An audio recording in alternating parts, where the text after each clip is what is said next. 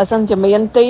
កប៉ាក្តៅទាសពើក្តៅបងប្អូនយកមកធ្វើដូចខ្ញុំចេះរសជាតិឆ្ងាញ់ហើយអត់តលាន់ទេវាមិនមែនដូចឆាក្តៅក៏មិនមែនដូចឆាគ្រឿងរសជាតិឆ្ងាញ់ចឹងហើយហ្នឹងគឺខ្ញុំមានទាមួយក្បាលទាកប៉ារបស់ខ្ញុំហ្នឹងខ្លះសេចោល3ទៅ4ថ្ងៃឯងបងប្អូនរៀងស្លេកមិនសូវជាស្រស់ទេប៉ុន្តែទៅពេលយកមកធ្វើម្ហូបមកមុខហ្នឹងគឺរសជាតិឆ្ងាញ់ទាកប៉ាហ្នឹងគឺខ្ញុំយកមកម៉ាលីងឲ្យស្ងួតទឹក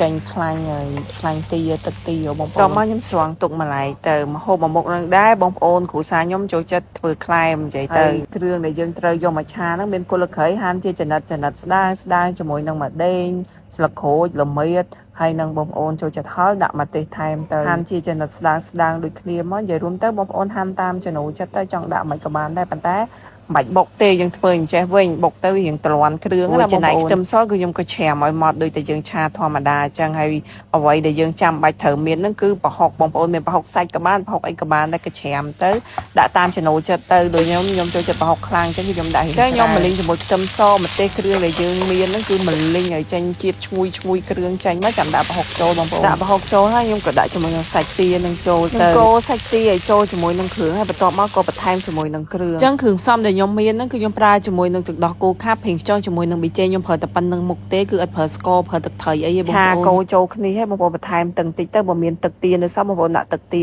ទៅឲ្យវាចូលជាតិគ្នាជាមួយគ្រឿងជាមួយសាច់ទាហើយតែប៉ុណ្្នឹងគឺរួចរាល់ហើយបងប្អូនជារួមខ្ញុំអត់បានថតកន្លែងដែលឆ្អិនណាបងប្អូននិយាយទៅភ្លេចថតតែពេលឆ្អិនហើយដួសដាក់ចានតែម្ដងទាហ្នឹងខ្ញុំសម្រាប់គ្រួសារខ្ញុំចូលចិត្តឆាបែបឡើងស្ងួតចឹងណាបងប្អូនពេលដែលយើងក្លែមទៅត្រូវគ្នាតែម្ដងនិយាយរួមទៅយើងអាចក្លែមក៏បានញ៉ាំជាមួយបាយក៏បានដូចខ្ញុំថ្ងៃនេះគឺខ្ញុំយកមកក្លែមមានស្រាបៀ Gainsbourg Snow តិចចឹងទៅក្លែមជាមួយនឹងទាឆាប្រហុកហ្នឹងទៅរសជាតិគឺឆ្ងាញ់ហើយឈ្មោះទាហ្នឹងដែរគឺគេហៅថាទាឆាប្រហុកបងប្អូន